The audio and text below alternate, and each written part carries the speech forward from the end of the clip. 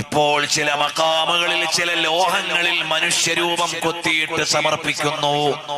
അത് നമ്മുടെ മുൻഗാമികൾ സ്വീകരിച്ച രീതിയല്ല. ഈ മഖാമിലുണ്ടോ എന്ന് എനിക്കറിയില്ല.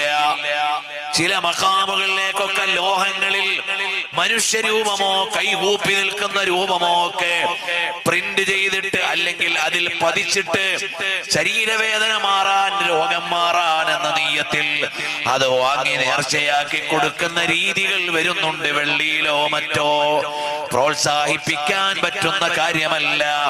മഖബറയുടെ പരിസരത്ത് നടക്കുന്ന വ്യാപാരങ്ങൾ ശരിയായതാണോ എന്ന് വിലയിരുത്താൻ ഉറൂസ് കമ്മിറ്റിക്ക് കഴിയണം.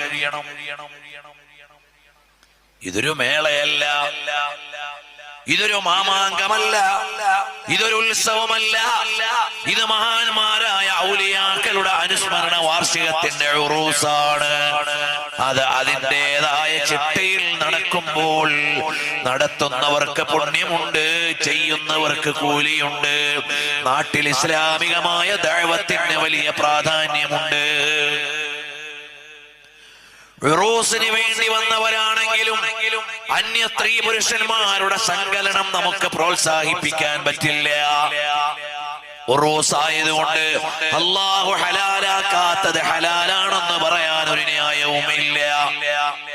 അല്ലാഹു ഹറാമാക്കിയത് ഹലാലാണെന്ന് പറയാൻ ന്യായമില്ല. അൽ ഇഖ്തിലാത്ത് ബിർരിജാലി വൽ ഇഖ്തിലാത്ത്